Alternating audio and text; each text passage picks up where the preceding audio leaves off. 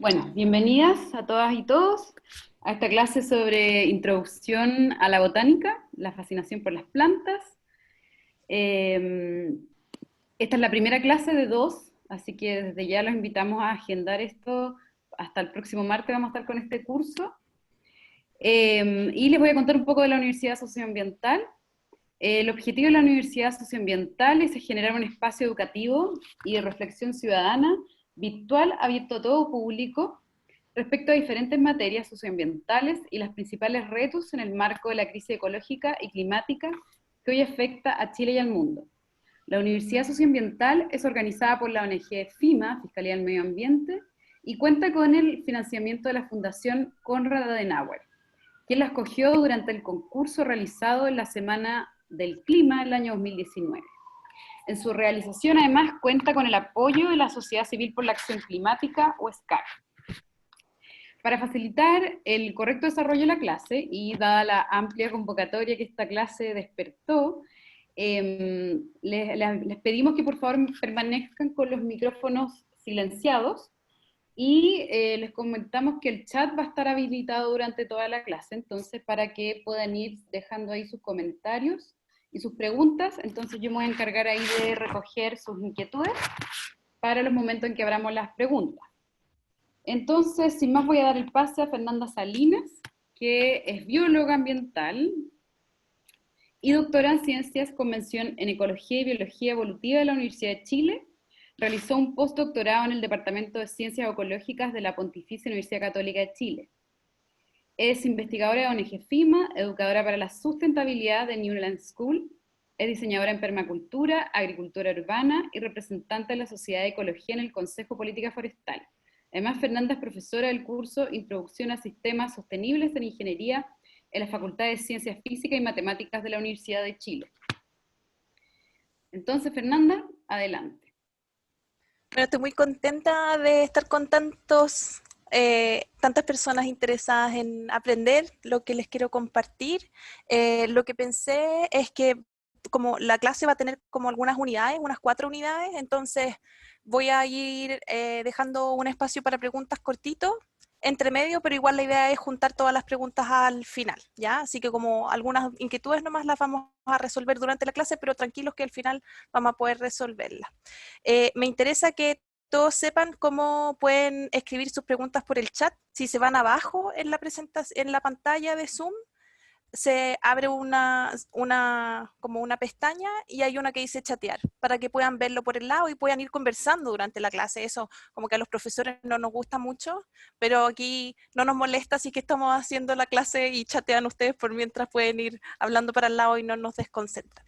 Les voy a compartir la pantalla para que comencemos con, eh, con esta clase, pero ahora dejé de verlos. Espérenme un poquito. Ahí están. Ahí sí. Bien. Bueno, como les contaba antes, este curso se llama Introducción a la Botánica, la fascinación por las plantas, porque creo que nuestra educación formal carecemos de una formación básica en algo tan importante como puede ser las plantas. Y por eso la motivación para hacer este curso. Aquí está mi correo electrónico por si quieren contactarme, está mi cuenta en Twitter y mi cuenta en Instagram, ¿ya? El objetivo de este curso es comprender que la vida humana depende de las plantas y de los demás seres vivos. También queremos lograr identificar cómo hemos alterado los procesos naturales y lograr sintetizar acciones consistentes con la salud, el bienestar y la sostenibilidad. Este curso busca inspirar a los participantes a transformarse en investigadores y gestores de un cambio cultural profundo, individual y colectivo, para generar una sociedad sostenible en comunidad con la naturaleza. Un curso con unas altas expectativas. Entonces, lo que vamos a ver en este curso, que es de 2 sesiones, como decía Gabriel al inicio, es primero una introducción a la botánica, un paso rápido por lo que es la evolución de las plantas, lo que ha sido la evolución de las plantas, y la ecología de los ecosistemas terrestres para terminar, si es que alcanzamos hoy día, espero, con de manera muy general los usos tradicionales de las plantas. En la próxima clase vamos a ver soberanía alimentaria, cómo cultivar alimentos y medicinas y autogestión ciudadana en nuestra relación con las plantas, ¿ya? Entonces, en esta clase vamos a profundizar, como les contaba, primero en la introducción a la botánica, órganos y ciclo de vida de las plantas, forma de vida de las plantas y ecología vegetal. Evolución vamos a hablar de la clasificación general de las plantas y un poco de biogeografía de Chile. En ecología de ecosistemas terrestres, los procesos ecológicos que ocurren en los ecosistemas terrestres naturales y los usos tradicionales de las plantas. Para comenzar, ¿cuáles son los órganos de las plantas? Los órganos son la raíz, el tallo y las hojas, ¿verdad? La raíz otorga el sustento y es el órgano por donde las plantas pueden absorber tanto el agua como los nutrientes que están en el suelo. La planta requiere, para vivir, solamente 3 cosas, es muy sencillo. Suelo, la tierra, agua y luz, porque a través de las hojas realiza la fotosíntesis y es capaz de producir su propio alimento. Entonces transforma con la energía del sol el dióxido de carbono que está en el aire y lo transforma en moléculas que son su alimento, que le permiten crecer y como desecho producen el oxígeno. Y ese es el oxígeno que nosotros necesitamos a su vez para respirar, ¿ya? Hay ciertas estructuras que son tremendamente relevantes en las plantas, como son las flores y los frutos. Cuando queremos entender una planta, es súper importante que conozcamos cómo es el ciclo de vida de las plantas, ¿ya?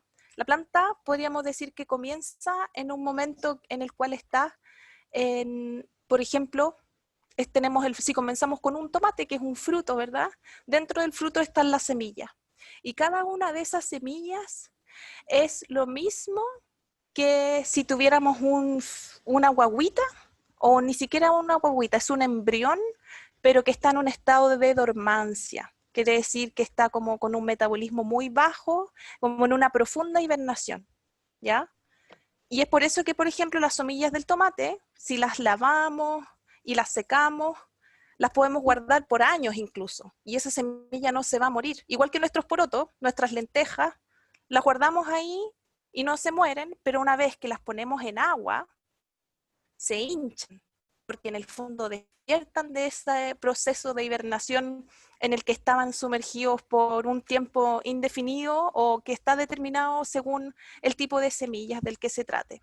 Entonces, cada una de esas semillas es un embrión en estado de dormancia que se activa, que se empieza a hinchar, a crecer cuando entra en contacto con el agua. Y entonces imagínense que fuera como una guagüita en un estado muy temprano del desarrollo, no le puede faltar, si a una guagüita la dejamos en el frío, se nos muere, si a una guagüita no le damos alimento, se nos muere, es una fase del ciclo de vida que es muy delicado. Lo mismo con las plantas, tienen requerimientos como muy específicos que tenemos que cuidar para que no se nos muera y para que la planta pueda llegar a ser una planta adulta. Entonces tenemos que cuidar muy bien esas primeras,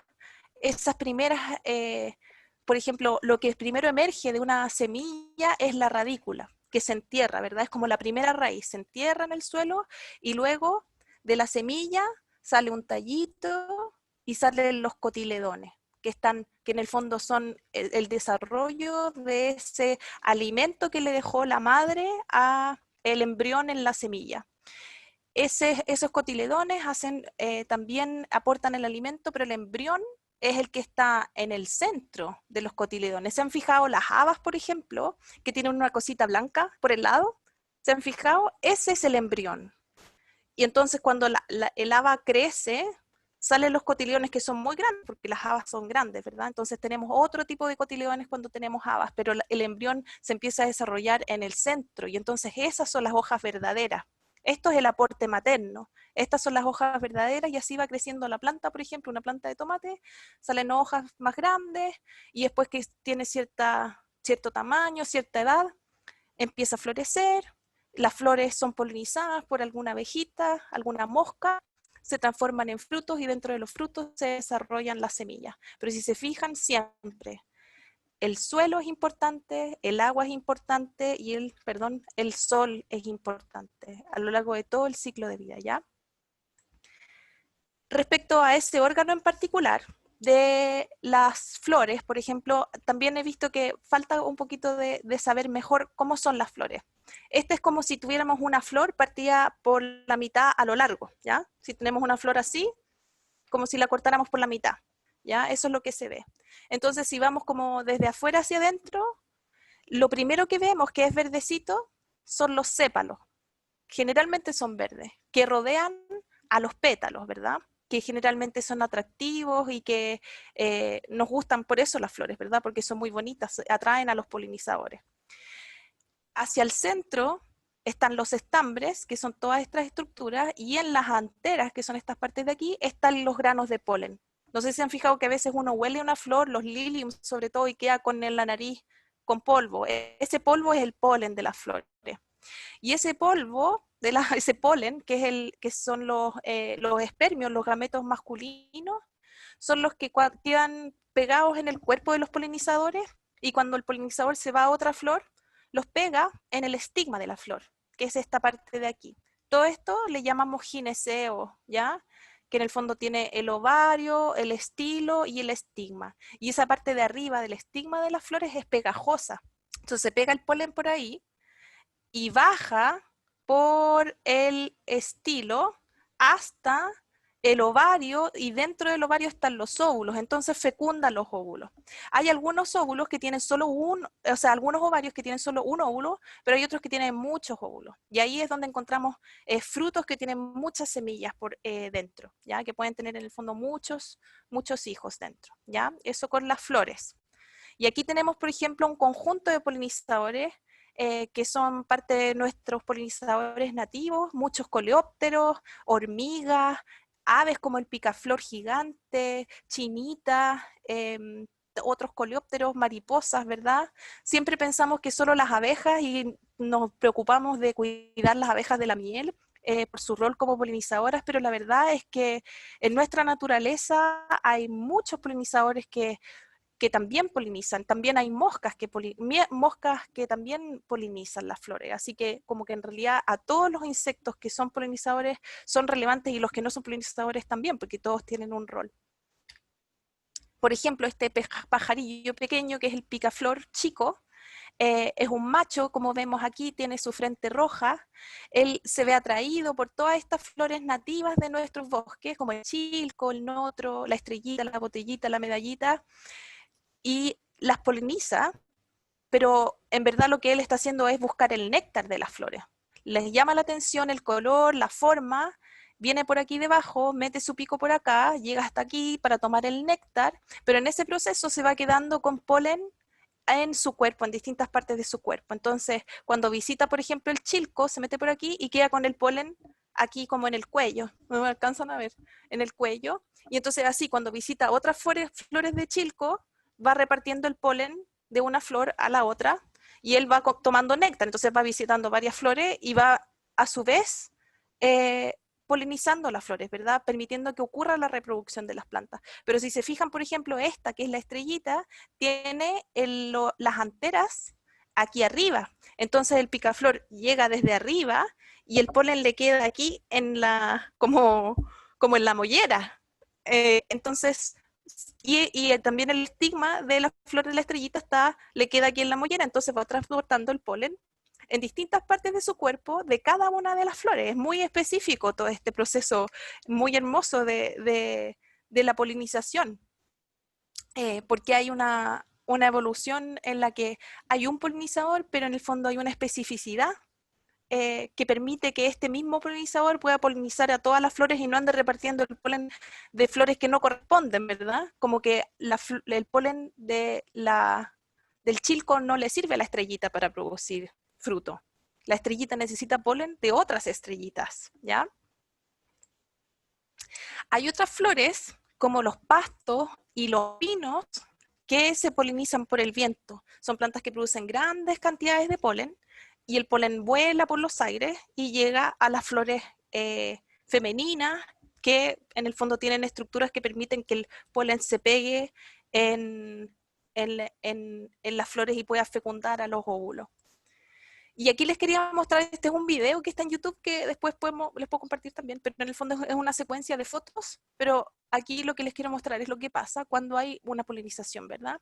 Esta es la flor de un manzano también cortada como a lo largo, y lo que vemos cuando ocurre la polinización es que se empiezan a secar los pétalos, se caen, se secan las anteras también, o sea, los estambres se caen, y miren cómo empieza a engordarse el ovario. Ya dentro están los óvulos. Se empieza a engordar el ovario, a crecer, y esa es finalmente es la manzana. Cuando comemos una manzana, nos estamos comiendo el ovario engordado que se transformó en un fruto y que adentro lo que tiene son las semillas, y cada una de esas semillas, lo que fue antes de ser semilla, fue un óvulo no fecundado, ¿ya? Entonces, cuando fue fecundado por un grano de polen, ese óvulo se transforma en un óvulo fecundado en una semilla, ¿ya? Y de frutos y semillas hay muchos tipos. Hay frutos, ¿verdad? Como las manzanas, pero hay otros frutos que tienen unas cápsulas que dentro tienen las semillas y que se abren cuando se secan, y entonces las semillas se pueden volar, como por ejemplo estas de aquí, o en el caso de una arveja, cuando se seca la vaina de las arvejas, el capi, se seca, se abre y las semillitas, como son redonditas, caen y ruedan por ahí, quedan generalmente como acomodadas en alguna grietita. Hay otras semillas, como el aquenio de los dientes de león, que tienen estas estructuras plumosas que le permiten volar, ¿verdad? Se vuelan con el viento, o estas otras que son las sámaras, que también pueden volar como un helicóptero. Si pensamos, por ejemplo, en un grano de un maíz, generalmente el maíz lo que pasa es que se cae y vuelve a brotar ahí mismo. Y tenemos todas las nueces que son consumidas y transportadas por animalitos, por ejemplo, por ratoncitos, por ardillas en otros países, y que son esos animales los que transportan, buscando almacenar estas nueces, eh, y las transportan hacia otros lugares.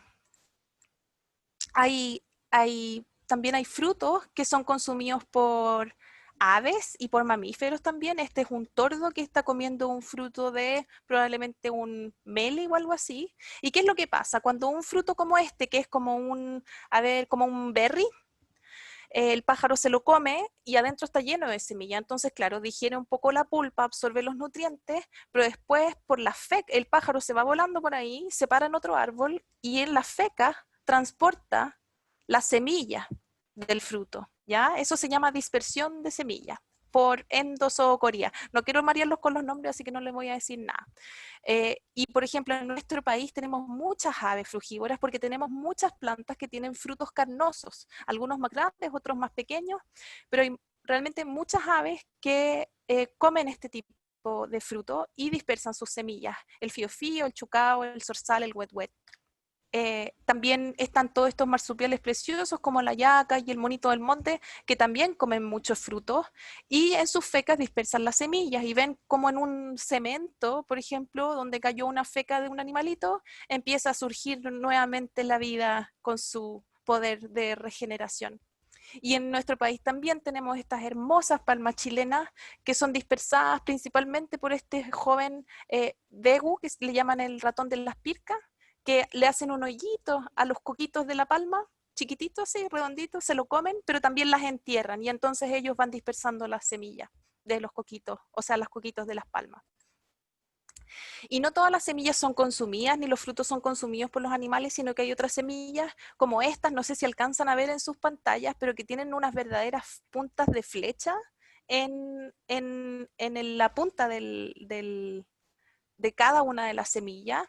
Y esas se les pegan a los animales con pelos y con plumas, y entonces los usan como un vehículo para dispersar sus semillas. Entonces las plantas son súper como ahí tranquilas ellas, uno dice, ay, las plantas están quietas, no se mueven. Pero la verdad es que si uno ve, tanto el polen como las semillas, como los frutos se van moviendo por todas partes. No están tan quietas y usan distintos mecanismos, no usan a nosotros mismos transportamos semillas, no nos damos ni cuenta. Hay otras semillas que se dispersan por el viento, como estas del bácaris o estas de añañuca, que también son como unos papelitos que se vuelan, son muy livianas, o estas como el coyihuay, que este es el fruto, y cuando hace calor, si uno está en los cerros con coyihuay, lo que pasa es que esos frutos se abren, pero no es que solo se abran, sino que ¡puc! Se revientan con mucha fuerza y entonces las semillas son unas pelotitas, las pelotitas salen volando súper lejos y uno puede escuchar así poc, poc, poc, poc, poc, como unas palomitas de maíz en el cerro y estas pelotitas de semillas van saliendo volando por todos lados. Muy interesante. Eh, Les quiero contar también, cuando decimos, por ejemplo, ¿es una flor o es una planta? Yo he escuchado muchas veces esa pregunta, así como, ¿es una planta o una flor? Y la verdad es que las flores, como vimos al principio, son estructuras de las plantas. Sí, el ratón cola de pincel, muy bien. Eh, el, y son estructuras de las plantas y las plantas pueden tener distintas formas de vida. La que más evidente es para nosotros son los árboles, ¿ya? Los árboles tienen un solo tronco en la base, desarrollan leño, ¿ya? Y tienen ramas y hojas, todos los árboles, ¿ya? También están las lianas, que no tienen la posibilidad, como tallos flexibles que se apoyan en otras plantas o en otras estructuras, ¿ya? Están los arbustos que también tienen un desarrollo de un, un tallo leñoso, de un tronco leñoso, pero ramifica desde la base del tallo, ¿ya? Están las raíces hacia el suelo y desde el suelo se ramifica, a diferencia del árbol que tiene un solo fuste que se llama, ¿ya? Vamos a cerrar estas cositas. Luego están, y tanto árboles como arbustos y lianas tienen desarrollo de leño, que es como madera, eso le llamamos leño. Están las hierbas, que son todas estas, y las hierbas pueden tener un centro de regeneración en la base del tallo, ¿ya? O lo pueden tener también bajo el suelo, y entonces ahí se clasifican como hierbas geófitas, ¿ya? Que pueden ser tubérculos o como bulbos, como las semillas, los gladiolos, como las papas. Todas esas las clasificamos como geófitas, pero todas tienen una forma de crecimiento herbáceo. Todas estas son herbáceas. Y dentro también de las herbáceas están las plantas anuales, ¿ya? Que en vez de vivir, que no pueden vivir por más de un año, ¿ya? Entonces, generalmente muchas de estas pueden vivir, bueno, los árboles viven mucho más que un año, arbustos también, las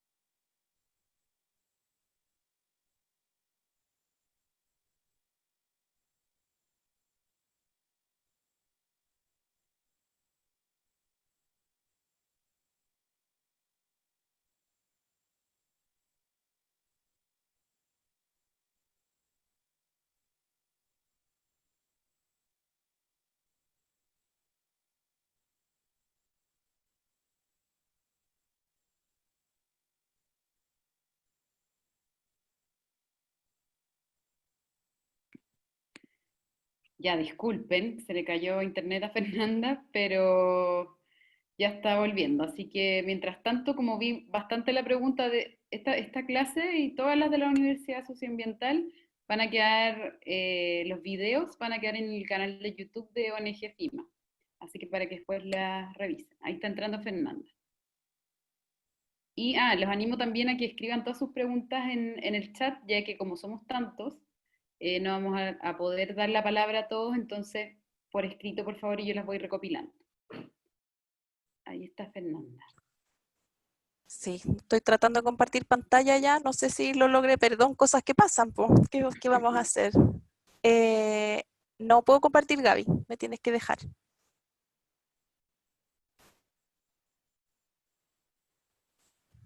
Ahí sí, Listo. ya. Entonces, ahí está por ahí. Ya, y ahora entonces vamos a entender dónde se ubican las plantas dentro de este proceso o de esta gran diversidad, ¿verdad? Pense un poquito que quiero poder ver sus...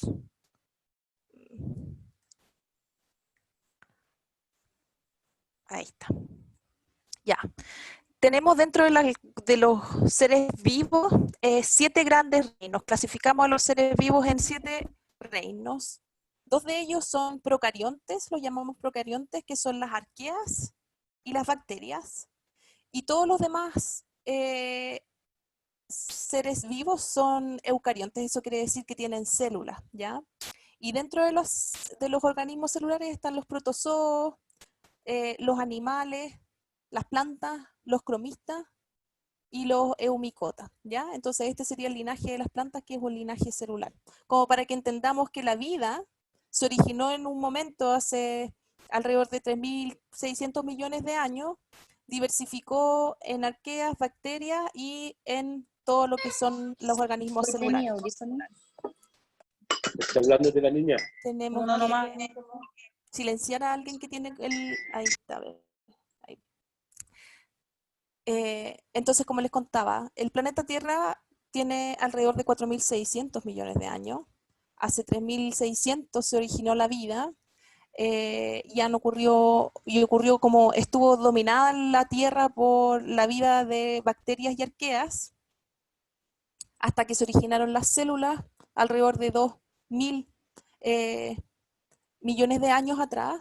Se originaron las formas de vida que son más antiguas, ¿verdad? Y recién las plantas terrestres se originaron alrededor de 440 millones de años atrás, por aquí. Las plantas vasculares, alrededor de 350 millones de años. Las coníferas, alrededor de 300 millones de años. Y las plantas con flores, junto con los dinosaurios por ahí por los 140 millones de años, ¿ya? Todo este tiempo han estado poblando la Tierra, ¿se fijan? De hace 440 millones de años, las plantas, ¿ya? Y las primeras plantas que se originaron fueron las algas ancestrales hace 430 millones de años, y son las plantas no vasculares, ¿ya? Que son los musgos, las hepáticas y los antoceros, ¿ya? Ese es el primer grupo de plantas que aún existe en nuestro planeta, y son las plantas no vasculares. Luego, alrededor de 330 millones de años atrás, se originaron las primeras plantas vasculares, que son principalmente el grupo de los helechos, que también existen hasta el día de hoy, y que siguen diversificando cada uno de estos grupos. No es que se hayan como detenido en su proceso evolutivo, sino que se originaron hace mucho tiempo y han seguido diversificándose. Y luego, hace alrededor de 225 millones de años atrás, se originaron las primeras plantas con semillas, y las primeras fueron las coníferas, que son las que tienen las semillas desnudas, que llamamos, y hace alrededor de 140 millones de años, como les contaba, las plantas con flores, que tienen la semilla en una vasija. Eso significa angiosperma, ¿ya? Gimnosperma es con semilla desnuda. Gimnosperma las coníferas, angiosperma las plantas con flores. Entonces, estos son los escenarios. No sé si ustedes saben que el planeta Tierra no ha tenido siempre la misma configuración que tiene hoy en día, como la vemos acá en esta parte de abajo, como el mundo moderno. La configuración de los continentes no ha sido siempre igual, el clima tampoco ha sido siempre igual, sino que hace 425 millones de años este era el paisaje. Y en este contexto de continentes muy diferentes a como los conocemos hoy, se originaron las plantas no vasculares, con un clima completamente diferente.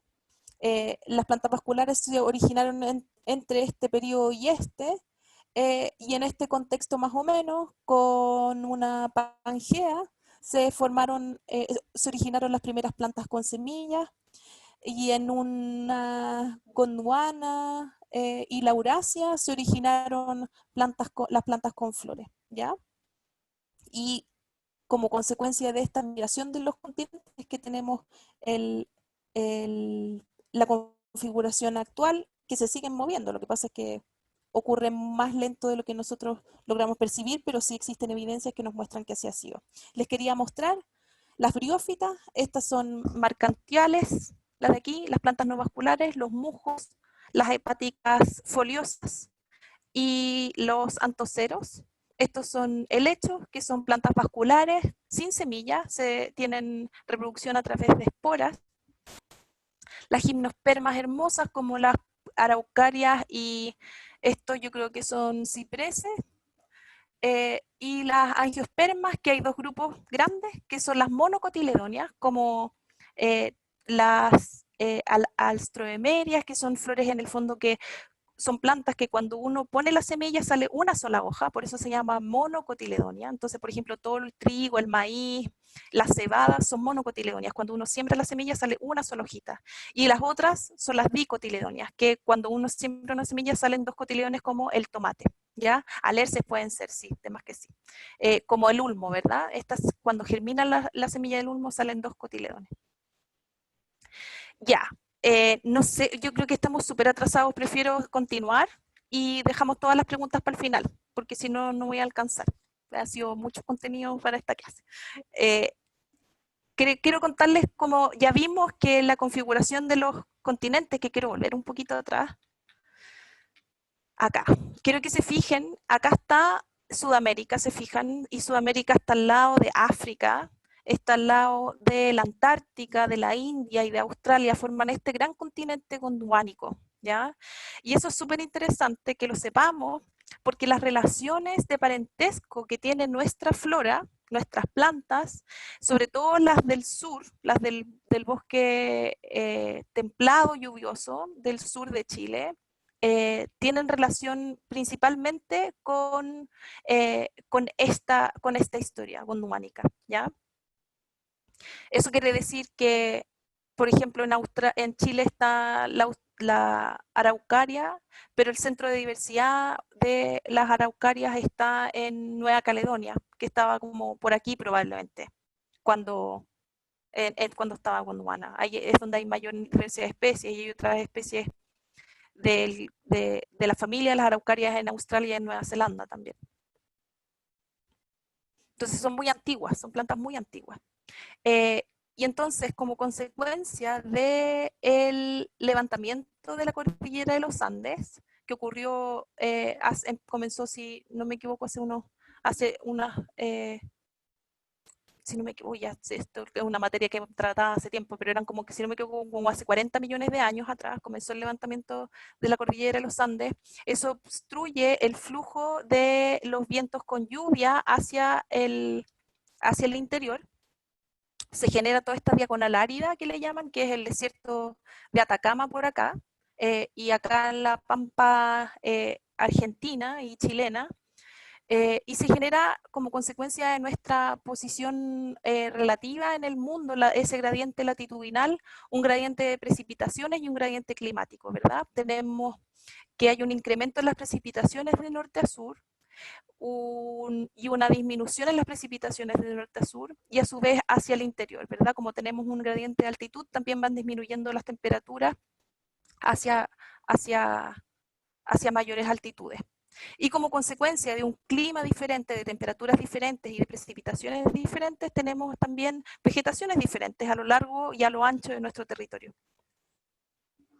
Y como les contaba también, hay un aislamiento, ¿verdad? Porque en el fondo está el desierto de Atacama, que nos separa del resto del continente sudamericano, y por el otro lado estamos rodeados por el Océano Pacífico. Entonces, nuestra flora y nuestra biota ha estado, como todos los seres vivos que que se han mantenido en esta región, han estado aisladas desde que se levanta la cordillera de los Andes, ¿ya? A diferencia de Quito, ¿verdad? En esta zona del continente sudamericano no hay grandes barreras biogeográficas que se llaman. Tú pueden las especies como expandirse, retraerse, pero aquí tenemos una barrera muy alta que es la cordillera de los Andes, que nos separa, y un desierto, ¿verdad? Extremadamente árido, que también no permite el flujo y la conexión con otros seres vivos, ¿ya? Y entonces tenemos en nuestro país, por ejemplo, voy a empezar por aquí arriba, desiertos en el norte, estepas altoandinas a lo largo de la cordillera por el norte, en la zona central, matorral y bosque esclerófilo. Más hacia el sur tenemos el bosque caducifolio, bosque laurifolio, bosque siempre verde y turberas, ¿verdad? Y como les contaba antes, este aislamiento en lo que resulta es en que tengamos una gran proporción de especies que son endémicas de nuestro país, ¿ya? Por ejemplo, en los bosques del sur, más de un 30% de los géneros de especies leñosas presentes en los bosques solamente tienen una especie. Eso quiere decir que no hay como especies hermanas, sino que son especies que son géneros con una sola especie y que existen solamente en nuestro territorio nacional. O que a lo más pasan para Argentina, si es que la cordillera no es tan alta más hacia el sur. Y así, por ejemplo, tenemos en Chile uno de los pocos ecosistemas mediterráneos del mundo, ¿ya? Los ecosistemas mediterráneos, los climas mediterráneos se caracterizan por tener veranos cálidos y secos, como las 4 estaciones bien marcadas. Tienen veranos cálidos y secos, inviernos húmedos y fríos, y tienen una estación de otoño y de primavera, ¿ya? Y a pesar de que representan tan poquito territorio en el mundo, tienen un 20% de la flora global y solamente representan un 5% de toda la superficie de la Tierra. Entonces son ecosistemas extremadamente ricos en especies y que están amenazados porque también nosotros mismos estamos expandiendo nuestros límites más allá de lo que la misma naturaleza permite. Entonces, son prioridades para la conservación. ¿Ya? Y aquí les quiero mostrar algunas fotos de la región del matorral y del bosque esclerófilo, donde están distintas especies, distintas formaciones, distintas asociaciones vegetacionales.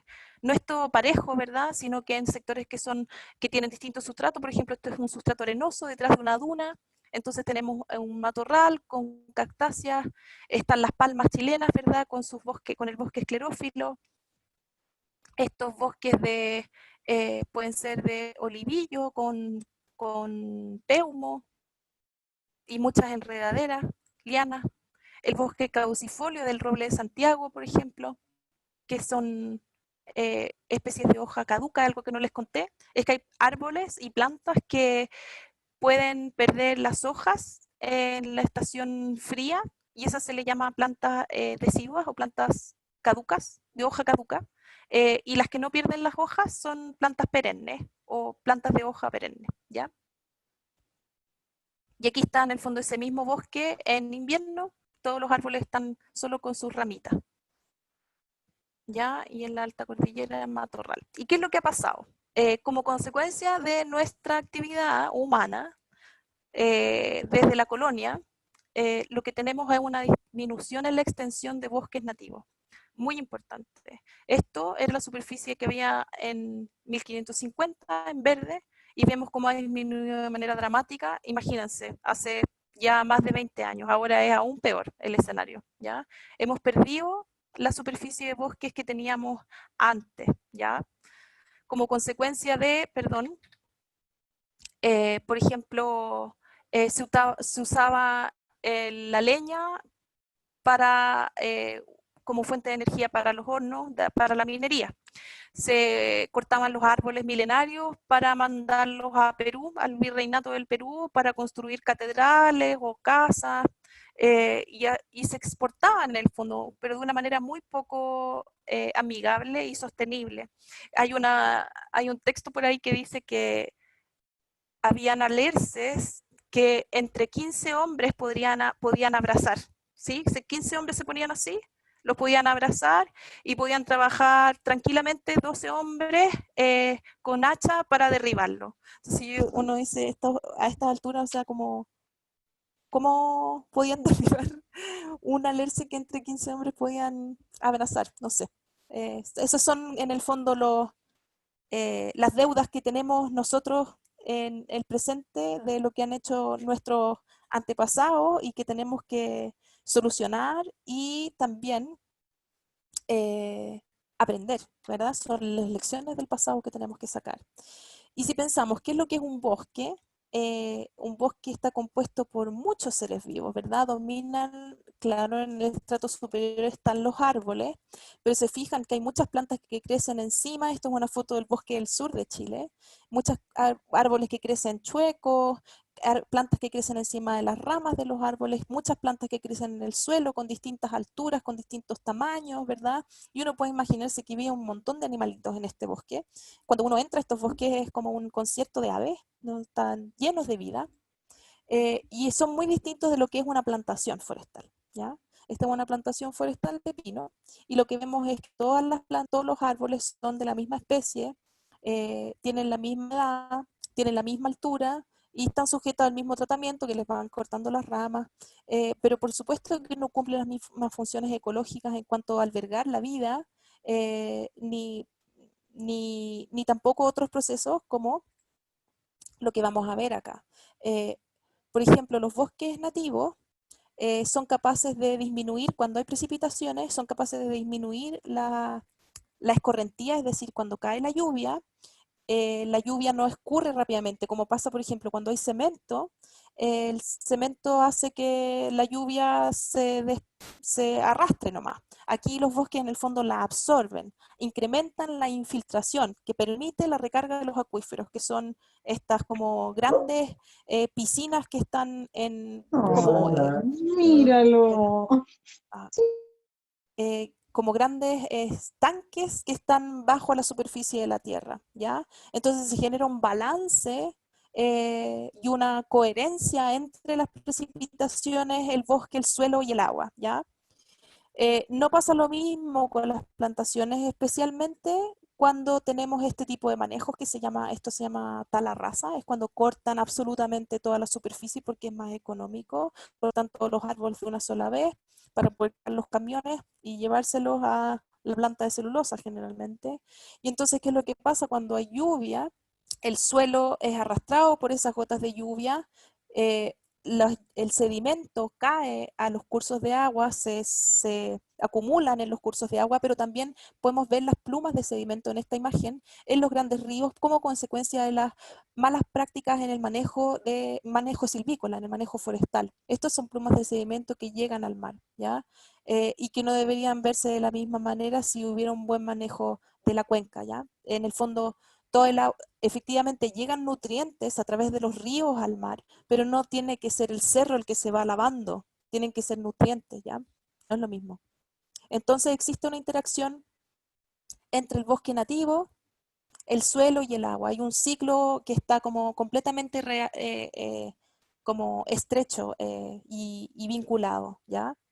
Entonces, cuando hay, por ejemplo, ausencia de precipitaciones en la zona central y hay un bosque nativo que está en buen estado de conservación, donde el suelo está bien conservado, la vegetación está bien conservada, las mismas raíces, y se hace calor afuera del bosque, cuando uno entra al bosque, el bosque está fresco adentro, pero además los mismos árboles van tomando el agua del suelo y la van poniendo en la superficie de la tierra y la vuelven disponible en la superficie de la tierra y el agua escurre limpia, ¿verdad? No sé si han tenido la oportunidad de ir a los bosques nativos en la zona central en ausencia de precipitaciones.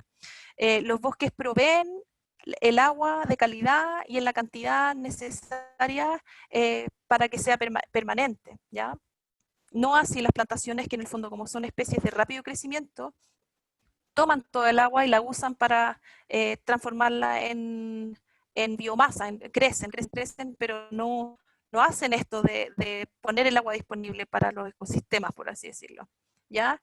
Y hay muchos animalitos que viven en el bosque, como les contaba, ese concierto lo hacen principalmente en el sur los rayaditos, que son como andan en sus familias y cantan y es muy bonito ir al bosque cuando está con los rayaditos. Están los cometocinos, los cercales, los cachuditos, carpintero, carpintero negro, martín pescador, que está en los ríos, y que se alimentan algunos de ellos de muchos frutos que están carnosos, que son carnosos en el bosque, y también, como les contaba, está este monito del monte precioso, con sus crías ahí, este marsupial que hiberna durante el invierno. Hay muchos insectos, hacen sus niditos ahí, por ejemplo, en esos pequeños huecos. Entonces, árboles que están huecos, que uno diría, no sé, pues si va una persona que trabaja en silvicultura y dice, no, pero este árbol ya está podrido, no sirve para nada. Bueno, efectivamente, este árbol que está podrido y que está hueco en el centro es el hogar de muchos animalitos del bosque. ¿Sí? Así que no lo despreciamos, sino que lo cuidamos, ¿verdad? Están los pudú, las comadrejitas trompúas, que es otro marsupial chileno, y el zorro chilote. Es como para contarles esto, que en el fondo en el bosque no solamente están los árboles, sino que hay toda una, hoy no sé qué pasó aquí, un conjunto de animales que interactúan de manera muy estrecha, ¿ya? Sin abrir de nuevo esa cuestión que no quiero abrir. Y la otra es la ranita de Darwin, por ejemplo, que aquí está como el dato freak, ¿verdad? De que es el macho, la hembra pone los huevos, el macho los fecunda, pero después se los echa a la boca y los renacuajos se desarrollan en unas bolsas, en unos sacos vocales que tiene el macho y después entonces escupe los sapitos chiquititos. Es muy bonita esa historia. Y ahora pasamos a la última parte ya de la clase para que alcancemos a conversar. Es que en verdad las plantas no solo como que no es que el bosque esté como lejos de nosotros, las plantas y nosotros somos nosotros dependemos de las plantas, no es que las plantas dependan de nosotros, nosotros dependemos de las plantas. Y efectivamente nos otorgan una gran diversidad de productos medicinales a través de las hojas, no sé si conocen el boldo, se puede tratar enfermedades hepáticas, dolores de cabeza, el maqui tiene muchas propiedades antioxidantes, el matico que es súper cicatrizante y regenerador de la piel.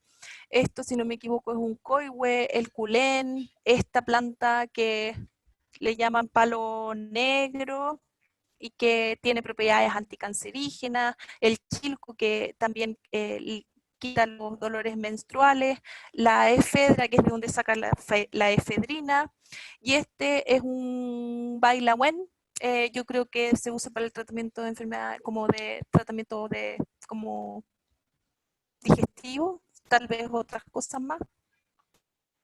También hay muchas plantas que nos otorgan muchos alimentos, las plantas nativas, como esta me da la idea que es una ramita de arrayán. Los frutos del arrayán son comestibles, se usan para producir chichas y bebidas. Los frutos del cohuil, de la cohuilera, también son comestibles. Los tallos de la nalca, el fruto del copao, el pehuen, que es el sustento principal del pueblo pehuenche, ¿verdad? Que tiene la ventaja de que se puede almacenar por una temporada completa. Entonces, en otoño, las araucarias dan sus frutos, los pehuenches van y los colectan y los pueden almacenar y pasar todo el invierno y la primavera hasta que ya hay otras cosas para comer. Muy bien alimentados con este fruto que es tremendamente nutritivo, fácil de almacenar y muy versátil, ¿verdad? Ellos producen muchos alimentos distintos con los frutos del pehuen. Esta que es se me olvidó ahora cómo se llama. A ver si alguien me... es una del norte, se me olvidó ahora. El fruto del copihue también es comestible y como les contaba, ese me parece que puede ser un maqui, los coquitos de palma también. Entonces, nuestra flora nativa nos alimenta, nos sana, ¿ya? ¿Cómo se llama? ¿Nadie se acuerda? Chañar, bien. Muy bien, Macarena Reyes, chañar, que se preparan bebidas, arrope y se pueden comer tanto el fruto, que tiene una pulpa muy dulce, como la semilla. Y las plantas producen, como les contaba al principio de la clase, el oxígeno para respirar, ¿verdad? Son tremendamente relevantes. y van tomando el dióxido de carbono de la atmósfera que nos sobra tanto en este tiempo, ¿verdad? Estamos en un momento en el que tenemos la concentración de dióxido de carbono más alta que ha tenido la Tierra desde que existe el ser humano, e incluso antes, y es consecuencia de que hemos quemado y liberado hacia la atmósfera todo el carbono que habían almacenado las plantas hace millones de años, ¿ya? Entonces todo ese carbono fósil que está en el petróleo, en el gas y todos sus derivados, es un carbono que fue atrapado por la vegetación hace millones de años, y cuando nosotros explotamos las minas de carbón o explotamos como sacamos el petróleo de la tierra, lo que estamos haciendo es tomar ese carbono que antes estaba en la atmósfera, que fue fijado por estas plantas, transformado en fósil, y nosotros lo volvemos a meter en la atmósfera. Entonces ellas nos hacen este enorme como trabajo, ¿verdad?, de tomar ese carbono nuevamente. Como les contaba antes, es tremendamente relevante la importancia que tiene la vegetación nativa para proveer agua. Yo les he hablado principalmente de bosques, pero también están los humedales, ¿verdad?, que también cumplen un rol tremendamente relevante cuando hay, por ejemplo, lluvias que son muy grandes. Ahora lo vimos no sé si vieron en Los Molles, que hay una construcción de edificios nuevos, y como llovió tanto y construyeron esos edificios en un sector donde había humedales, obviamente el agua vuelve a acumularse ahí y están los edificios todos inundados porque se construyeron sobre un humedal. Entonces, los humedales son capaces de almacenar grandes cantidades de agua, purificarla y liberarla de manera gradual, sosteniendo una enorme cantidad de biodiversidad y también almacenando de manera permanente enormes cantidades de carbono atmosférico. Entonces tenemos que los bosques nativos, por ejemplo, como estos que tenemos aquí arribita, cuando hay lluvia, el suelo no se ve arrastrado de una manera como dramática, como ocurre cuando hay intervenciones en el paisaje, ¿verdad? Si tenemos este tipo de fenómeno, es consecuencia de las mismas actividades antrópicas. Nosotros somos los que hacemos, metemos muchos animales, mucho ganado, por ejemplo, o tenemos malas prácticas de cosechar todas las plantaciones de una sola vez y se generan estas cárcavas, ¿verdad? Y esas cárcavas lo que nos muestran es que el suelo se ha lavado como consecuencia del arrastre por la precipitación. Acá no pasa eso, ¿verdad? Como vemos, acá no pasa eso, porque la vegetación, las raíces sostienen, y la misma hojarasca, ¿verdad? Todo el suelo orgánico sostiene todo el suelo, entonces no se lavan los sedimentos. Les contaba también especialmente, por ejemplo, están estas plantas que son muy chiquititas, son unos musgos que son del género Sphagnum, el pompón le llaman, forman turberas, ¿ya? Están en el sur de Chile. Yo creo que la turbera que está más al norte está en Nahuel Buta, en el Parque Nacional Nahuel Buta, si no me equivoco, y están hacia el sur hasta la Patagonia, ¿verdad? Se dan en climas fríos, en Nahuel Buta están en altura, y están dominados por este musgo del género Sphagnum, que tiene la capacidad de almacenar enormes cantidades de agua, y entonces la parte viva, activa, está en la superficie, pero los tallos hacia abajo van muriendo y se van transformando como en una materia fósil, de hecho, y que lamentablemente es explotada por las personas para exportarlo a Japón, donde cultivan esas orquídeas. No sé si las han visto en esos maceteritos. Están esas orquídeas muy lindas y tienen el maceterito como un musgo muy blandito, es como una esponja, ¿ya? Lo usan para eso y también para producir pañales, absorbentes, pero también nuevamente en el fondo lo que se está afectando, cuando se afecta este tipo de ecosistema, que es un humedal, una turbera es un humedal, se afecta también la función que tienen de reservorio de carbono, porque son ecosistemas de miles de años, que han acumulado carbono por miles de años, entonces se afecta el ciclo hidrológico y el ciclo del carbono, y amenazamos nuestra propia existencia al destruir este tipo de ecosistemas que son claves, ¿ya? Sin duda la naturaleza en nuestro país es uno de los grandes atractivos turísticos, y mientras la conservamos tenemos una actividad que se puede realizar de manera sostenible. Tenemos un país tremendamente diverso, con un enorme potencial que si se realizara de una manera muy planificada y responsable y consciente con las comunidades y con los mismos territorios, podría ser una actividad muy sostenible en el tiempo, ¿ya? Y también, como veíamos y les mostraba antes en las fotos de los animalitos del bosque, es que es importante que entendamos que las plantas no solo son como todo lo que les he mostrado también, pero también los animales dependen de las plantas, ¿verdad? Otros animales además de nosotros. Y así tenemos también, no sé si claro, es tremendamente relevante, por ejemplo, sostener a los polinizadores, ¿verdad? A los polinizadores como estos insectos, porque nosotros comemos muchas plantas que requieren de la polinización por insectos. Todos estos que se ven aquí, por ejemplo, son frutas, ¿verdad? Son frutas, requieren de algún polinizador. Claro, el maíz sí se poliniza por el viento, pero todas las demás requieren de que haya animalitos que puedan polinizar todas las flores para producir los frutos. Nosotros comemos muchas plantas y podríamos comer aún más. Los árboles en particular son especialmente valiosos y útiles para nosotros porque nos permiten construir, ¿verdad? La madera es un excelente material de construcción que es muy durable dependiendo de la especie, se puede usar para distintas cosas, embarcaciones, viviendas, el piso, las sillas, ¿verdad? Tiene una versatilidad que es enorme.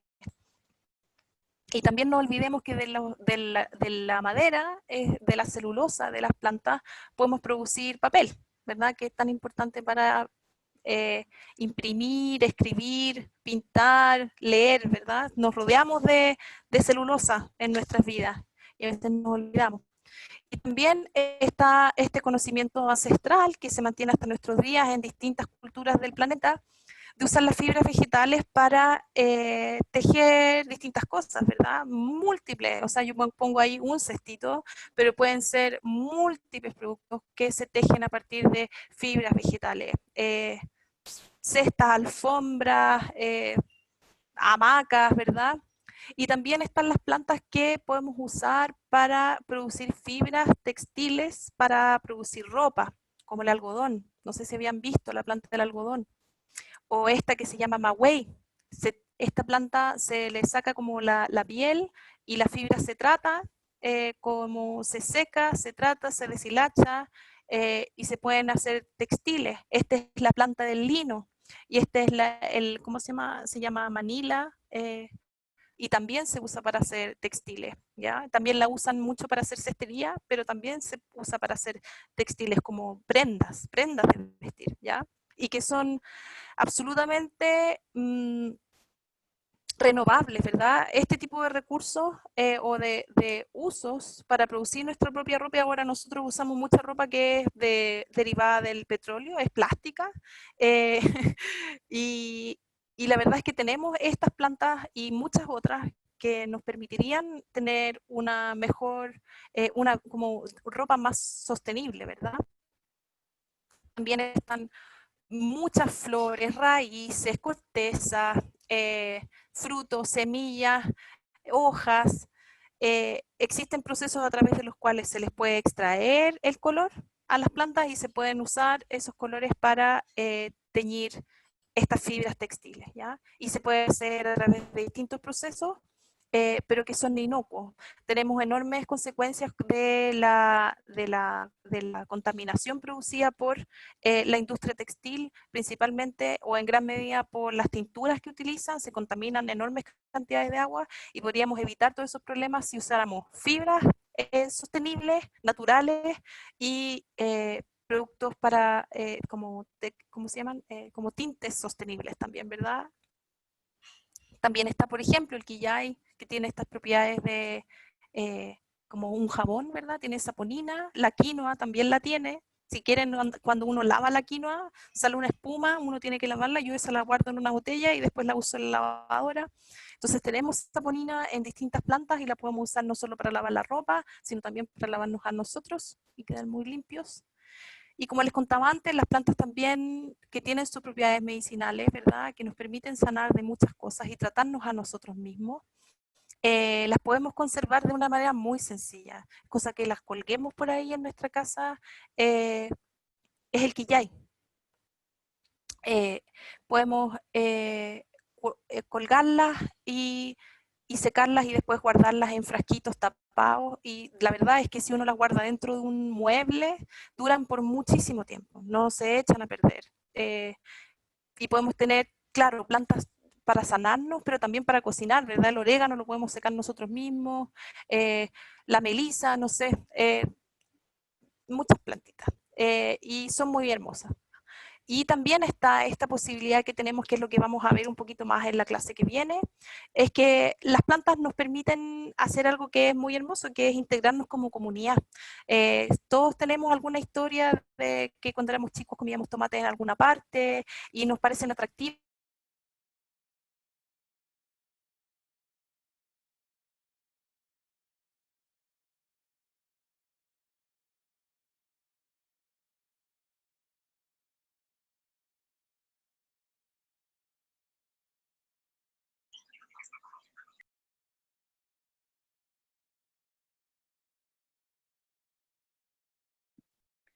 Parece que Fernanda no se cayó, así que voy a avisarle.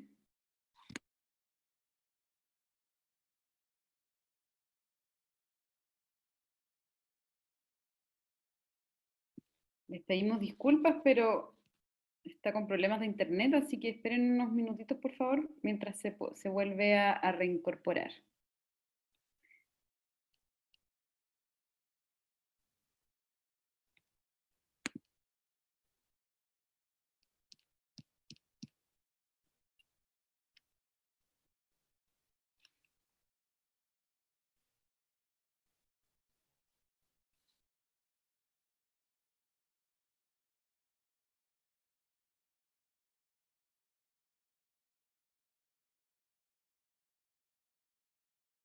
Ahí está.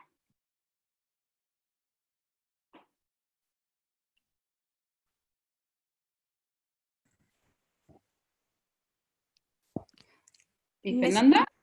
Sí, ahora estoy. Necesito poder compartir la pantalla. Ahí está. A Dale nomás. ver. Gracias. Ya estamos terminando para que comencemos a conversar.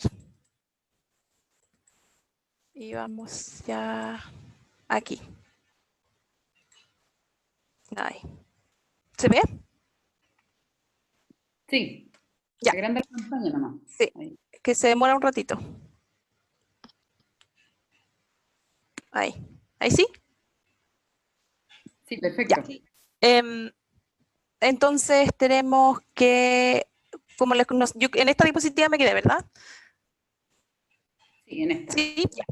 Si ponemos plantas que son atractivas y especialmente si son plantas comestibles, cuando estemos cuidándolas, en donde sea que estemos, se va a generar un diálogo con otras personas.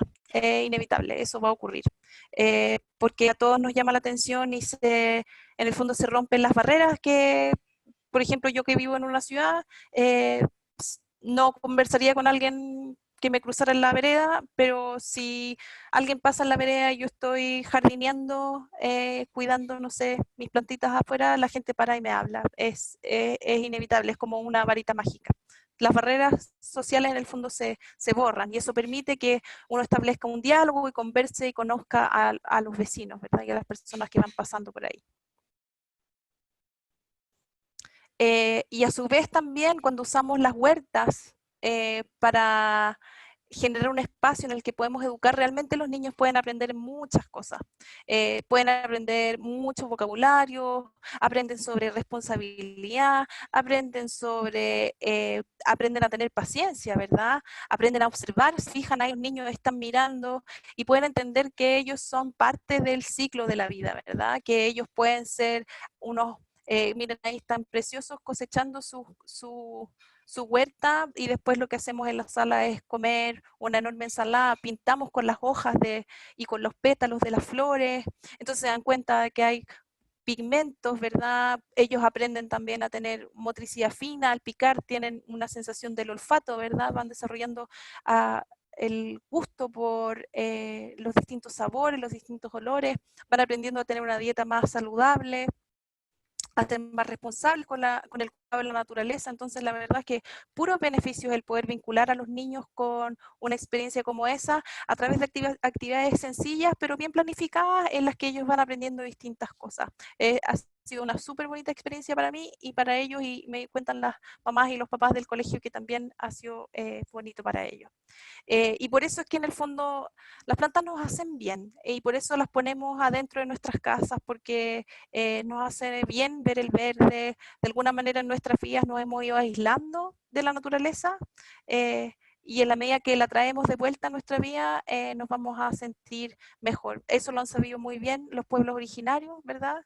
Que han estado permanentemente en contacto con la naturaleza, conocen las plantas nativas, saben cómo utilizarlas de manera respetuosa, de manera sostenida en el tiempo, ¿verdad? Y sostenible en el tiempo. Y pueden producir y resolver todas las necesidades que tienen para satisfacer en el fondo, para llegar, para tener un bienestar en una relación armónica con la naturaleza, ¿ya?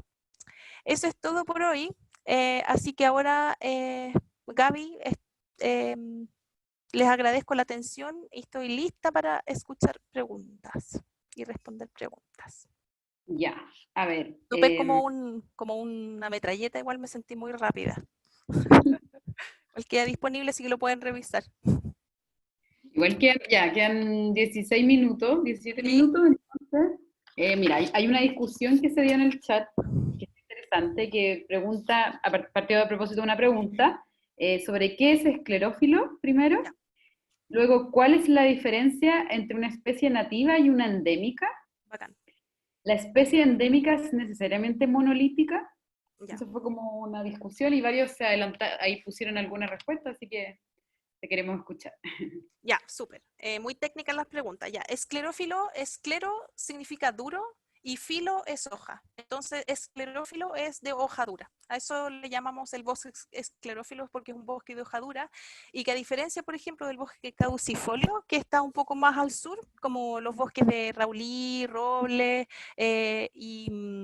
Raulí, Roble y Coihue, son deciduos, ¿verdad? Botan las hojas en invierno, mientras que el bosque esclerófilo no la bota ni en invierno ni en verano, es perenne, se mantienen esas hojas todo el año, pero es que son hojas duras. Luego, respecto a las especies nativas y endémicas, súper buena pregunta y lamento no haberlo explicado en un principio. Nativo significa que es originario de nuestro país, ¿ya? Es nativo de Chile, es originario de nuestro país, no lo trajo nadie, no llegó con los españoles, no llegó ahora por los viajes que hacen los barcos, son originarias de nuestro país, de nuestro territorio. Y endémica es un concepto que se usa para referirse a especies que son como que son nativas de un lugar específico, pero más específico. Entonces pueden ser, por ejemplo, endémica de la isla de Juan Fernández, o endémica de la cuarta región, o endémica incluso pueden ser endémicas de Chile, pero en general uno usa como que no hay ninguna especie que sea como que esté en todo Chile, sino que se usa el endemismo para referirse a que está solo en ese lugar, pero uno tiene que agregar endémico a qué, referido a qué. Cuando hablamos de nativo, es nativo al territorio nacional, como nativo de Chile, y endémico de, como les decía, la isla Juan Fernández, ¿ya? O del bosque templado del sur de Chile. Y las especies, los géneros monotípicos, por ejemplo, no sé si se acuerdan, las que les mostré con mucho cariño, se las voy a mostrar por aquí. Hay unas enredaderas que crecen en nuestros bosques, que son la botellita, la medallita y la estrellita, que son polinizadas principalmente por el picaflor, y que son géneros que solo tienen una especie, y esas son géneros monotípicos, una sola especie, como un tipo, ¿ya? Género monotípico. Entonces se las quiero mostrar, le quiero decir los nombres científicos. Cuando llegue, parece que me pasé. Sí, me pasé. Ah, no, está más atrás.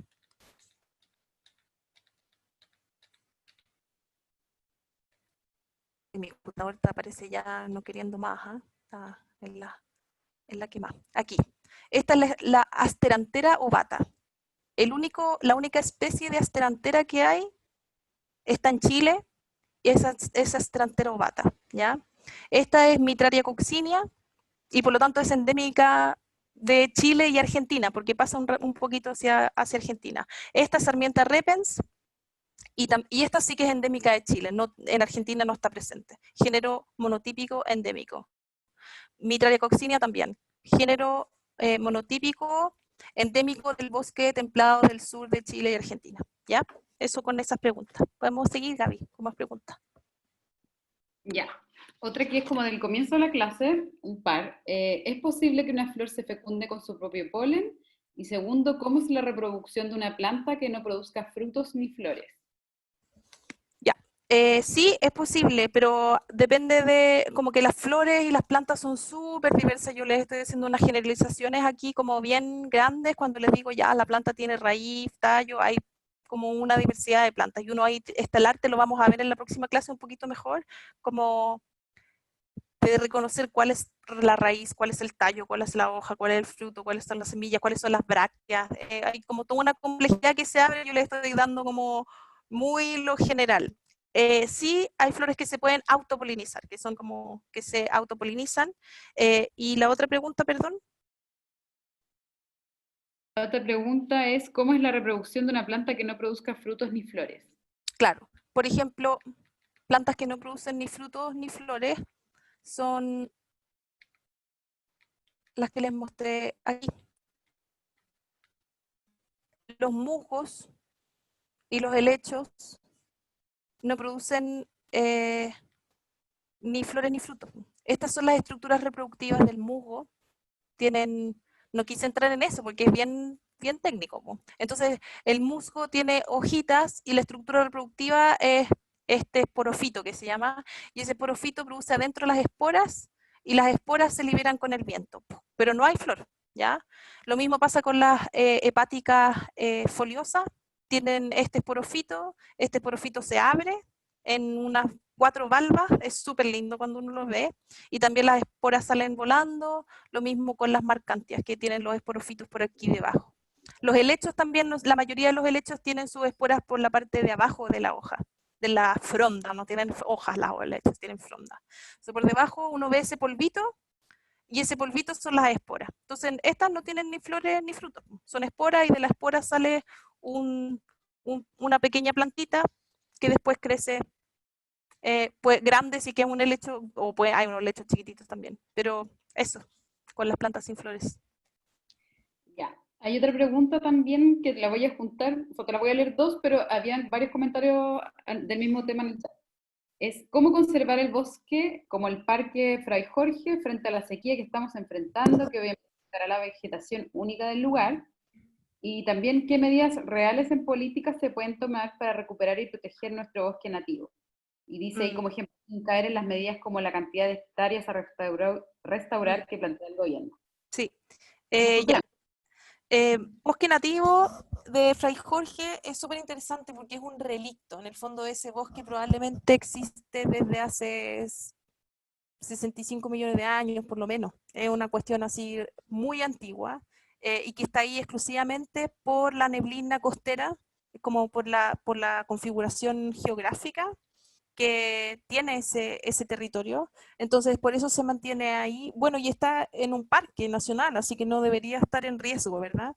Como que uno se concibe o se considera que un territorio que está protegido por un parque nacional no debe estar sujeto a ningún tipo de amenaza. Y la única amenaza mayor a la que está sujeto, como que va más allá de lo que nosotros podemos hacer más que protegerlo como parque, es el clima, el cambio climático. Y claro, podemos tomar acciones en ese sentido. Y respecto a la protección del bosque es súper complejo, porque efectivamente, claro, los compromisos climáticos de Chile en materia de bosques, en temas de mitigación climática, de emisiones, son poco alentadoras, porque tenemos lamentablemente un organismo encargado de aprobar los planes de manejo del bosque nativo, que significa en el fondo los permisos para cortar el bosque nativo, que ahora como desde hace 10 años estuvo autorizando la corta del bosque nativo en la zona central de Chile para plantar cultivos agrícolas como los paltos en toda la quinta región, en la región de Valparaíso, incluso hasta, si no me equivoco, Biobío, desde el paraíso Biobío. Entonces tuvimos una pérdida de 22.000 hectáreas en los últimos 10 años, como consecuencia de una mala práctica, ¿verdad? Usaron un plan de manejo que no existía, y ese caso se encuentra ahora en la Corte de Apelaciones, porque obviamente quienes están interesados en que el bosque nativo desaparezca y puedan expandir las plantaciones de frutales para la exportación, principalmente de paltas y cítricos y nogales, no quieren que se siga protegiendo el bosque nativo, ¿ya? Yo creo que la legislación en materia forestal en nuestro país tiene muchos problemas.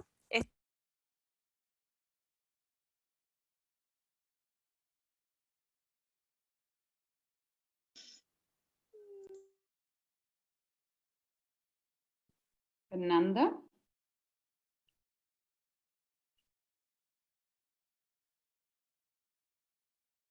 De nuevo les pido paciencia, que de nuevo está con problemas, así que para que entre de nuevo y alcance a responder las últimas preguntas que ustedes están haciendo. Denme unos minutitos, por favor, y disculpen.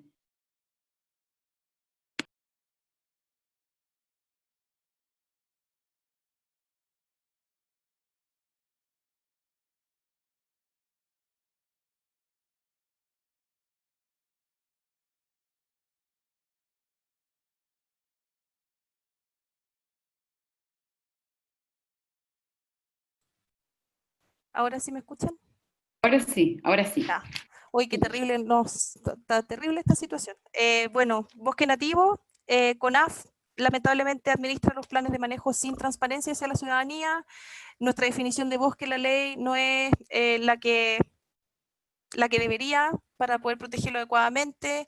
Se comprometió un plan de manejo, un plan de restauración de paisajes de 1 millón de hectáreas que todavía no sabemos en qué va a consistir.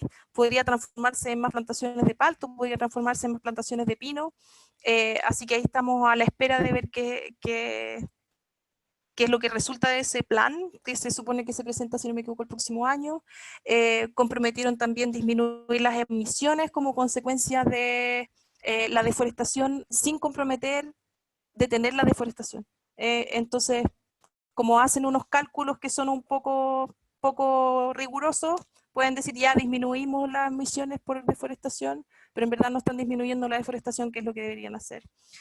Yo considero que a estas alturas lo que deberíamos tener es una protección como la que tiene eh, Costa Rica, que decidió detener la deforestación y la destrucción de los ecosistemas nativos como un compromiso climático profundo, fomentando el turismo. Creo que en nuestro país estamos en las condiciones en las que podríamos tomar una decisión como esa, y lo que falta es la voluntad política, y lo que hay que hacer es efectivamente hacer presión para que eso ocurra, pero para eso todo lo tenemos que saber, ¿ya? Detener la deforestación, detener la destrucción del bosque nativo, detener la destrucción de los ecosistemas naturales, y no solo como bosque nativo, sino también los salares, todo tipo de humedales, bordes costeros, ¿verdad? Esos son ecosistemas clave. Cuando el presidente habla de proteger la infraestructura crítica, de la infraestructura crítica que deberíamos estar protegiendo son los glaciares, son los humedales, son los bosques nativos, son los valles de los ríos, ¿verdad? Son las dunas costeras. Esas son la infraestructura crítica que nos asegura tener una capacidad de poder sobrevivir ante las amenazas que nos presenta el cambio climático. Pero no están los instrumentos todavía. No, eso tenemos que trabajar para que la nueva constitución pueda establecerse algo como eso, ¿verdad? Fernanda, te voy a juntar dos preguntas. Una, ¿qué especies nativas se pueden cultivar como plantas de interior? Y segundo, ¿por dónde partir en la casa para prepararla a recibir las plantas de buena manera? Por ejemplo, conocer la luz, qué requieren, el tipo de tierra, unas al lado de otras, darle una buena bienvenida. ¿Qué recomiendas? Sí, es complejo. Yo creo que las plantas nativas, depende de dónde uno viva, es el tipo de plantas que debe tener. Y entonces uno tiene que hacer el trabajo de investigar cuáles son las plantas originarias o nativas del lugar donde yo habito, ¿ya? Y eso se puede buscar en la literatura. Les compartí asociado a este curso están compartidos algunos links a libros que se pueden descargar, ¿ya? Donde pueden investigar sobre lianas, sobre árboles, sobre plantas nativas y sus usos. De interior yo creo que tal vez son como las plantas del interior del bosque, pero depende de dónde las saquemos, como que no es nuestra idea, ¿verdad? Ir y sacar del bosque la planta para tenerla en nuestra casa y que se nos muera. Son plantas que son delicadas. Yo creo que al interior de la casa uno tiene que tener las plantas de interior que están como más accesibles para nosotros, porque sin duda las plantas del bosque como nativas van a ser más difíciles de cultivar. Entonces es mejor que en los lugares externos, como en los patios, en las ciudades mismas, podamos cultivar o como recolonizar con las plantas originales que estaban antes de que ocurriera su destrucción, porque ya estaban antes que nosotros ahí. Súper. Otra pregunta, cuando siembro semillas, por ejemplo, 10 semillas, me brotan 5. ¿Eso quiere decir que no fueron fecundadas? Pueden haber ocurrido varias cosas. Puede ser que las semillas se hayan muerto, ¿verdad? Porque en el fondo yo les contaba que estaban en un estado de dormancia, y puede ser que de esa dormancia se murieron, también puede ser. Pero también puede ser que las regué y después se ahogaron, entonces le entró un hongo y se murieron. Después puede ser que las regué pero no tanto, entonces se secaron, como que se activaron pero después no terminaron de crecer. Es como que se activaron, empezaron a crecer, se secaron y se murieron. Son periodos delicados los de la germinación, pero en general, sí, es eso. Muchas cosas. Ahí uno tiene que ir haciéndolo y aprendiendo. Otra pregunta es, ¿qué opinas de la modificación genética de ciertas especies? La modificación genética puede ocurrir por distintos procesos, ¿ya? Y uno puede ir modificando genéticamente a través de la selección artificial, que se llama, ¿ya? Y es lo que hacen los pueblos originarios con las distintas variedades, lo que han hecho los pueblos originarios con las distintas variedades. Por ejemplo, sabemos que en Chiloé hay, no sé, creo que son como 300, ya para no exagerar, son más de 100 variedades de papa. En el mundo hay creo que más de 1000 variedades de maíz que han sido producidos en distintas condiciones porque se van aislando, como se van produciendo distintas variedades porque se van seleccionando ciertos rasgos, ¿ya? De hecho, por ejemplo, se dice que los mapuches en 100 años lograron generar una propia variedad de caballos, ¿ya? Desde que trajeron los españoles, los mapuches los empezaron a criar, fueron ahí y tenían caballos que podían correr no sé cuánto, mucho más que los otros caballos de los españoles y podían correr en la nieve y no se cansaban y podían estar sin comer. Entonces, en el fondo, hay una selección que uno puede ir haciendo conociendo la especie que va, con la que va trabajando, ¿ya? Y se puede generar una gran diversidad. ¿Qué es lo que pasa cuando usamos ingeniería genética para modificar las semillas, por ejemplo, de las plantas, para que sean resistentes a un herbicida, que es súper tóxico? Ahí yo tengo una posición que es súper crítica, porque creo que no debería ocurrir, ¿verdad? Porque en el fondo no es solo la modificación genética que puede afectar a las otras especies, ¿verdad? Porque se va a cruzar con variedades nativas o variedades que han sido seleccionadas de manera artificial, sino que también está asociada con la aplicación de herbicidas que son tremendamente tóxicos, que no solo le hacen mal como al suelo, al agua, contaminan el aire, sino que también nos contaminan nosotros cuando comemos esos alimentos. Entonces, y son la mayoría del tipo de modificaciones genéticas que se le aplican a las plantas, ¿verdad? Que sean resistentes a esos productos tóxicos. Otra pregunta, te voy a contar dos preguntas más. ¿Las lianas son negativas para los árboles? Y No, ya. la cantidad de cotiledones determina algo en las plantas adultas. ¿La cantidad de cotiledones? Esa es la pregunta, ya. Ya, las lianas le hacen, no, porque en el fondo el bosque tiene lianas, es parte del bosque. Entonces los árboles y las lianas son parte del bosque y que al árbol se le suba la liana por encima es parte del bosque. Entonces no le hacen mal, son sus compañeras.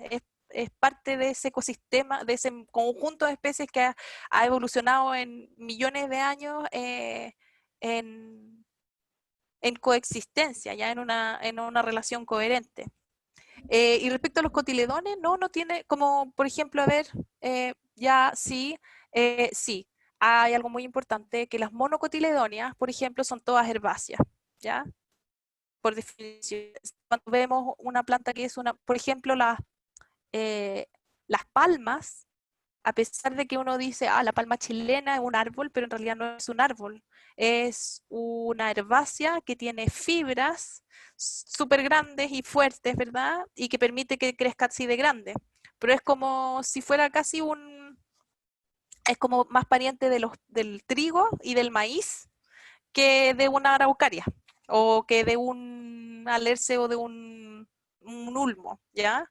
Entonces, está dentro de ese mismo grupo de monocotiledóneas, porque no forman leño. Si uno, que no lo haría, no lo hagan, si uno corta una palma, no ve que se formen esos anillos de crecimiento que se forman en los árboles, ¿verdad? Los árboles tienen esos anillos de crecimiento, cada año van formando un nuevo anillo de crecimiento en la madera, ¿verdad? En el leño. Si uno corta una palma chilena, lo que ve es un conjunto de fibras, no hay leño, ¿ya? Ya, y te voy a juntar las últimas dos. Si no sería bueno también plantar vegetación nativa en las áreas urbanas y considerando que históricamente las poblaciones humanas se concentran en cursos de agua y que los recursos están en interacción, ¿no sería mejor plantear una planificación en base a cuencas para la protección y cuidado del bosque nativo? Sí, ya.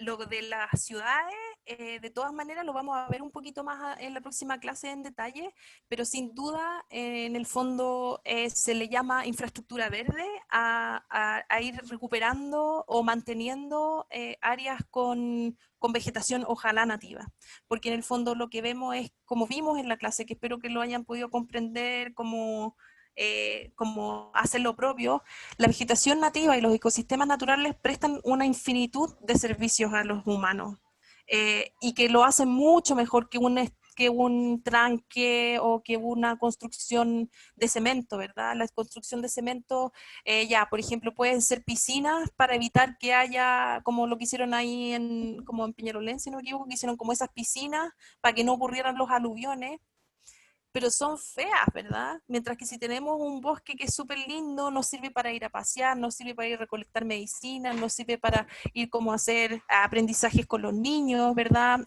Podemos hacer campamentos, podemos obtener flores y frutos para teñir, podemos obtener fibras para tejer, entonces hay todo un conjunto de cosas, pero además se mantiene nuestra propia identidad, ¿verdad? De que vivimos en un territorio donde hay una cierta naturaleza, que es donde íbamos cuando éramos chicos, donde iban mis abuelos cuando era chica, entonces se mantiene una identidad asociada al territorio como consecuencia de esa mantención de la naturaleza.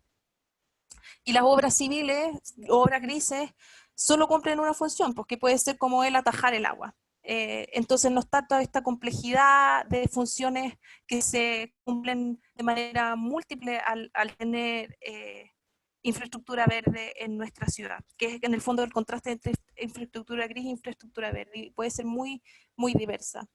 Mm, Y respecto a las cuencas y la administración, yo creo que efectivamente uno de los grandes problemas que tiene nuestro país es el centralismo. No soy yo la única que lo cree, son muchas personas lo que lo saben, ¿verdad? Es el centralismo, que todas las decisiones se toman en Santiago, y en Chile las decisiones, no, si no hay alguien de Santiago diciendo ya haga esto, no se toma esa decisión. Y sin embargo son las personas que habitan en los mismos territorios los que más saben qué es lo que es mejor para ese propio territorio, y también debería haber una capacidad de que los mismos personas que habitan en los territorios tengan la posibilidad de decidir qué es lo que quieren que ocurra en sus propios territorios, ¿verdad? Está el conocimiento, está la experiencia, pero también está una voluntad. Entonces, sí, yo creo que efectivamente deberíamos dividir y pensar mucho cómo podemos dividir nuestro país en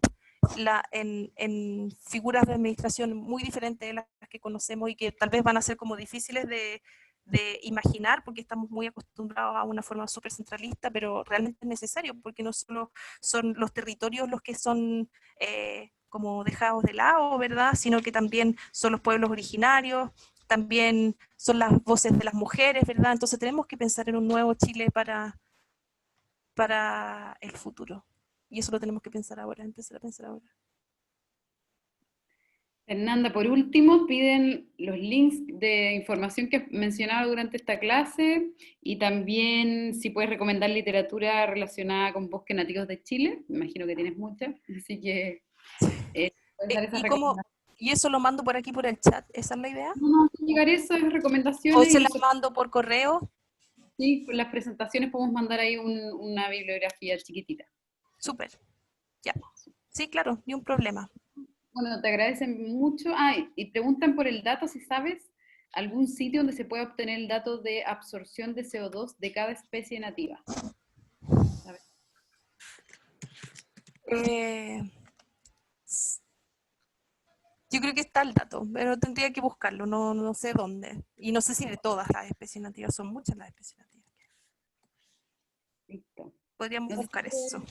Cerramos, ya son las 8:06, así que vamos a cerrar la clase para respetar el horario y agradecer a, bueno, a Fernanda por esta clase tan maravillosa y a todos las asistentes de esta clase, invitarlos a la segunda clase de esta misma materia que va a ser el próximo martes, a la misma hora, en el mismo canal, y recordarles también que hay muchos más cursos para que se inscriban, que están en la página usosyambiental.cl, que en julio vamos a estar dando también más cursos, así que inscríbanse nomás. Y también recordarles que al final les van a mandar una encuesta para que por favor la contesten, porque así podemos ir mejorando obviamente los contenidos de este curso y de esta universidad socioambiental.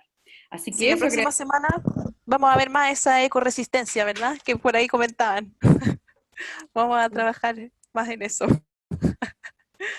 Súper Perfecto. entretenido. Bien, muchas gracias a todos por su atención. Nos vemos la próxima semana. Que estén muy bien. Nos vemos. Cuídense. Chao. Chao. Muchas gracias. Chao, gracias. Chao, chao, gracias. Gracias. Muchísimas gracias, muy lindo, me encantó. Fernanda, buen curso, gracias. Gracias. Gracias. Y chao, gracias por la info. Gracias. Muchas gracias. Saltumay, Fernanda, muchas gracias. Saltumay. Chao, muchas gracias. Chao. Chao, gracias.